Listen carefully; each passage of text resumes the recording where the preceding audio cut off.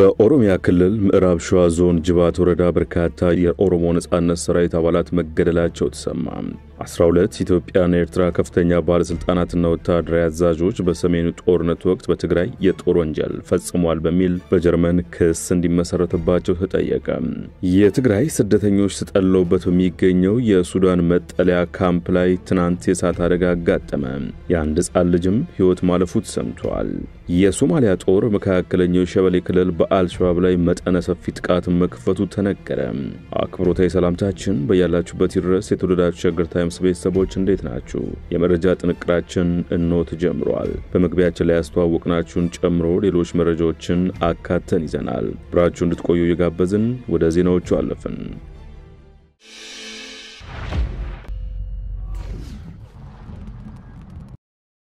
ወደ ቀዳሚ ጉዳያችን አመራን።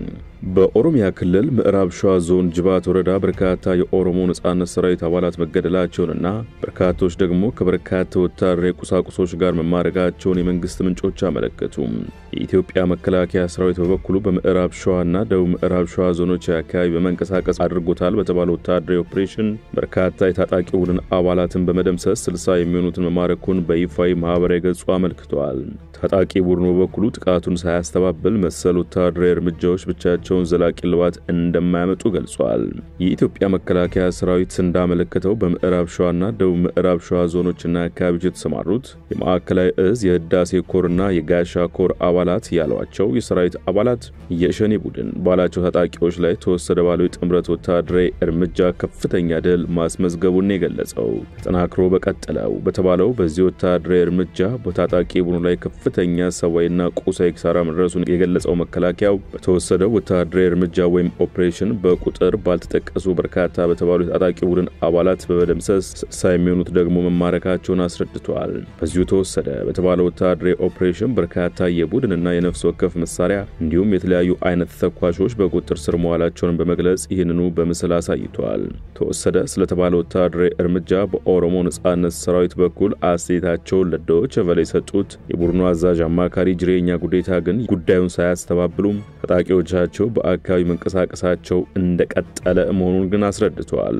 ጦርነት ባለበት መስዋዕትና ማጥቃት ይኖራል ያሉት ጅሬኛም በሰራዊቶቻቸው ላይ ስለደረሰው ጉዳት ለጊዜው በቁጥር መጥቀስ እንደማይችሉ ገልጸዋል። ይሁንና ታጣቂዎቻቸው በአካባቢ የሚያደርጉት እንቅስቃሴ አለመገታቱን አመልክተዋል። መፋለም ባለበት መስዋዕት ይኖራል ያሉት አቶ ጅሬኛ ደረሰባቸውን የጉዳት መጠን ከሰራዊቶቻቸው አመራር አለመስማታቸውን ጠቁመዋል።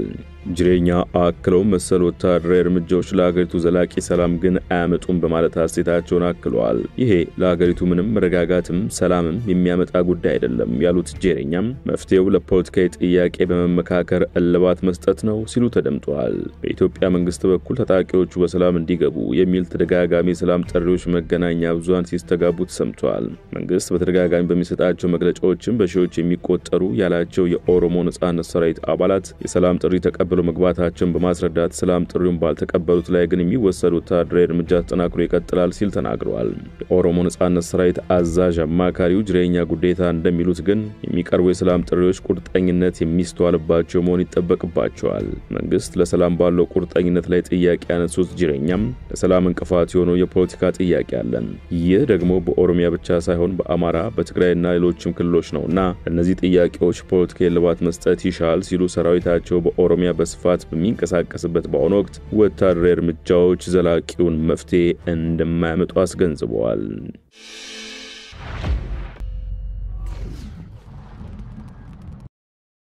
ወደሌላ ጉዳይ አለፍን። 12 የኢትዮጵያና ኤርትራ ከፍተኛ ባለስልጣናትና ወታደራዊ አዛዦች በሰሜን ጦርነት ወቅት በትግራይ የጦር ወንጀል ፈጽሟል በሚል በጀርመን ክስ እንዲመሰረትባቸው ተጠየቀ።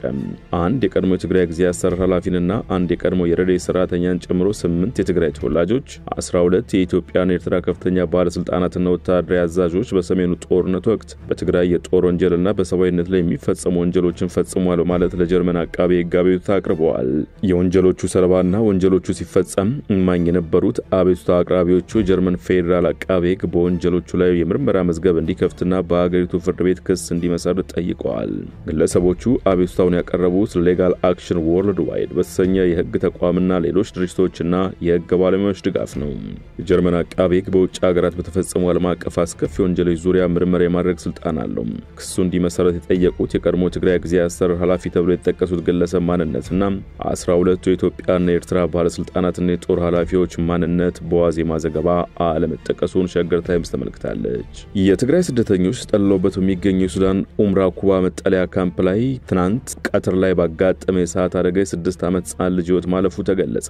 በሰውና በንብረት ላይ ከፍተኛ ጉዳት ማድረሱን ተጠቁሟል። በመጠለያ ውስጥ የነበረ የ2 ዓመት ሕፃን ልጅ ከፍተኛ ጉዳት ስለደረሰበት ለተጨማሪ ሕክምና ከመጠለያው አቅራቢያ ወደሚገኝ የሕክምና ማዕከል መወሰዱም ተገልጿል። በእሳት አደጋው መጠለያ ካምፑ የተገነቡ የበርካታ ስደተኞች መኖሪያዎችን መውደማቸውን ተፈናቃዮቹን ዋቢ ማድረግ ትግራይ ቴሌቪዥን ዘግቧል። የእሳት አደጋው መነሻ እስካሁን አለመታወቁንም ዘገባው ጠቁሟል። በጉዳቱ የእርዳታ ምግባቸውን መጠለያቸውን ያጡ ስደተኞች እገዛ እንዲደረግላቸው ጥሪ ማቅረባቸውንም ዘገባው አመልክቷል። ኡምራ ኩባ መጠለያ ካምፕ በሺዎች የሚቆጠሩ የትግራይ ስደተኞች ተጠልለውበት የሚገኝ ካምፕ ሲሆን መጠለያ ጣቢያው ከአቅሙ በላይ ስደተኞችን በማስጠለሉ የተጨናነቀ መሆኑንም ዘገባው አመልክቷል። በመሰረተ ልማት ግንባታዎች ላይ የሚፈጸም ስርቆት እየተባባሰ መምጣቱና በሀገር እድገት ላይ የሚያሳድረው ተጽዕኖ ከፍተኛ መሆኑ ተነገረ። በአማራ ክልል ሰሜንና ደቡብ ወሎ ዞን በመብራት ቴሌኮም፣ ውሃና የባቡር መሰረተ ልማት ላይ የሚደረግ ዝርፊያ በየጊዜው እየጨመረ ነው ያሉ አስተያየት ሰጪዎች አጥፊዎችን የመከታተል ስራ መሰራት አለበት ብለዋል። በአካባቢው መንግስት ጸጥታ አካላትና ፋኖ ኃይሎች መካከል እየተካሄደ የሚገኘው ጦርነት ለዝርፊያው የራሱ አስተዋጽኦ እንዳለው የገለጹ የህግ ሙያተኛም በመሰረተ ልማት ዝርፊያ ላይ የተሰማሩ ግለሰቦችን ህጉ በአግባቡ ስለማይቀጣ ስርቆቱ ተባብሷል ብለዋል። በመሰረተ ልማቶች ላይ የሚደርስ ዝርፊያ በአማራ ክልል ሰሜንና ደቡብ ወሎ ዞን ከዕለት ዕለት እየጨመረ መምጣቱን የአካባቢው ነዋሪዎች ይናገራሉ።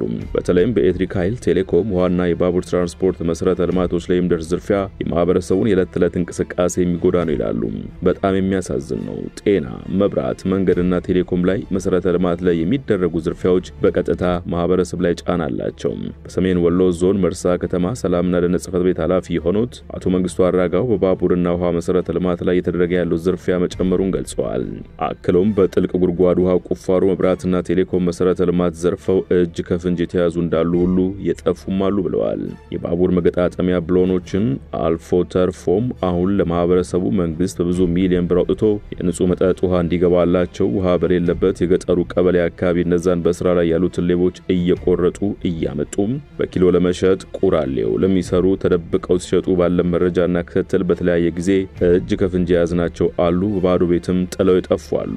በኢትዮ ቴሌኮም ሰሜን ምስራቅ ሪጅን የፊክስድ ኔትወርክ ክፍል ኃላፊ የሆኑት አቶ ቀለም ታረቀኝ በኢንተርኔት መሰረተ ልማት ላይ የሚደርስ ዝርፊያ በተጠቃሚው ላይ የጥራት ችግር እያመጣ መሆኑን ገልጸው አሁን ላይ ዝርፊያ ወደ ኃይል ሳጥኖችና ሌሎች ቁሳቁሶች ላይ ነው ይላሉ። አብዛኛው የኢንተርኔት አገልግሎት ኮፐርና የፋይበር ሚዲያዎችን ይጠቀማል። ስለዚህ በዋናነት የደንበኞች አገልግሎት የሚሰጡ የኮፐር ኬብሎች እየሰረቁ ይጠቀሙበታል። ደሴ ከተማ ቢያንስ ከ3000 እስከ 4000 ደንበኞችን ማስጠቀም የሚችል ኮፐር ኬብል ሰርቀውታል። በዚህ አንድ ዓመት ውስጥ የቴሌኮም መሰረተ ልማቶች በውጭ ምንዛሬ ነው የሚገዙት። በጣም ትልቅ ተጽዕኖ አላቸው። አሁን ላይ ከኮፐርና የተለያዩ ነገሮች አልፈው ኃይል ማስተላለፊያ ሳጥኖች እየተሰረቁ ነው ብለዋል። እየተዘረፉ በአገለገለ ዕቃ ስም የተሸጡ የሚገኙ የተለያዩ መሰረተ ልማቶች መንግስት በከፍተኛ ውጪ ምንዛሬ ከመሆናቸው ጋር ተያይዞ በማህበረሰቡ ኑሮ ላይ ከፍተኛ ጫና አለው ይላሉ ኮማንደር አበባው አሻግሬ ደሴ ከተማ የፖሊስ መምሪያ ኃላፊው። የዕለት ኑሯችን ላይ ተጽዕኖ የሚያሳድሩ ዕቃዎች ከውጭ በከፍተኛ ምንዛሬ የሚገቡ ከፍተኛ ዋጋ የሚያወጡ ናቸው ይላሉ። ስለዚህ በየጊዜው መሰረተ ልማት ውድመት የሚደርስባቸው ከሆነ ሁላችን የሚነካ በህይወታችን አሉታዊ ተጽዕኖ የሚያሳድር በመሆኑ ማህበረሰቡ የራሱ ንብረት ስለሆነ ከፍተኛ ጥንቃቄ በተሞላበት ሁኔታ ሊንከባከባቸው ይገባል ብለዋል። አሁን ላይ በአካባቢው መንግስትና ፋኖ ኃይሎች መካከል እየተካሄደ የሚገኘው ጦርነት ለማህበረሰቡ አገልግሎት የሚሰጡ የመሰረተ ልማት ግንባታዎች በቂ ጥበቃ ስለማይደረግላቸው ለዘራፊዎች ጥሩ ጊዜን ፈጥሯል ይላሉ። አቃቤ ሕጉ አቶ ይርጋ ደመቀ በኩላቸው ፖለቲካል ኢኮኖሚው ትንሽ ተመቷል። የተመታው አንደኛ ጦርነት ላይ ነው ያለነው፣ ሁለተኛ ሰላም የለም። ሰላም አለመሆኑ በዚህም በዚያም ያለው ጸባጫሪ ሁኔታ ለሌቦች ጥሩ ምክንያት ሆኗል ብለዋል። እንደ ሀገር የመሰረተ ልማት ስርቆት ላይ የተሳተፉ ሰዎች በሕግ የሚቀጡት ቅጣት አነስተኛ መሆን አጥፊዎችን ላስተምር አልቻለም የሚሉት ይርጋ ሕጉ እንደገና ሊፈተሽና ሊሻሻል ይገባል ይላሉ። እንግዲህ የሀገሪቱ ሕግ አልተሻሻለም። አሁን ለምሳሌ ቻይና የሞት ቅጣትም ሊፈረድበት ይችላል። በተለይ ከፍተኛ ፕሮጀክቶች መሰረተ ልማት ላይ ወንጀል የፈጸመ ወንጀለኛ ዝም ብሎ በ3 ወር በ6 በ6 ዓመት አይቀጣም በከፍተኛ ቅጣት እንዲቀጣ ብሎ ህጉን አሻሽሎታል የኛ አልተሻሻለም እንግዲህ ዝቅተኛ ከ10 ቀን እስከ 25 ዓመት ድረስ ይም ለስርቆት አይደለም ሰው ለገደለ ነው በመሰረተ ልማት ላይም ብዙም የለም እኛ ጋር አልተለመደም ህግም የለውም ሲሉ ተናግረዋል ለዶይቼ ቬለ የሶማሊያ ጦር መካከለኛው ሸበሌ ክልል በአልሻባብ ላይ መጠነ ሰፊ ጥቃት መክፈቱ ተነገረ በአገር ውስጥ ያሎች የሚደገፈው የሶማሊያ ብሔራዊ ጦር መካከለኛው ምስራቅ ሸበሌ ክልል ረቡዕ ሌሊት የብስና የአየር ላይ ጥቃቶችን በአልሻባብ ላይ ከፈተ ሲሆን የተደበቁ ታጣቂዎችና በአልሻባብ ሰላም የራቃቸውን አካባቢዎች ማረጋጋት ዓላማ ማድረጉን ሂራን የአገሪቱን ብሔራዊ ቴሌቪዥን ጣቢያ ማኛ አድርጎ ዘግቧል ይህ ዘመቻ በአልሻባብ ታጣቂዎች ላይ ከፍተኛ ጉዳት ማድረሱ ይነገር እንጂ ምን ያህል ሰዎች እንደተገደሉና ጥቃቱ የተከፈተባቸው ስፍራዎች በዝርዝር አልተጠቀሱም የሶማሊያ ሰራዊትና ጥምር ጦሩ በጋራ ባወጡት መግለጫ እንዳመላከቱት ጥቃቱን በተለያዩ አቅጣጫዎች ከፍተዋል ድልም ተጎናጽፈዋል አልሻባብ ይዟቸው የነበሩ ስፍራዎችንም መልሰው ተቆጣጥረዋል መግለጫው የአካባቢው ሰዎች ከጸጥታ አካላት ጋር መተባበር መካከለኛው ሸበሌን ከአልሻባብ ስጋት ነፃ እናድርግ የሚል የትብብር ጥሪ አቅርቧል የመረጃ ጥንቅራችን አበቃ በያላችሁበት ሰናይ ጊዜ ይሁንላችሁ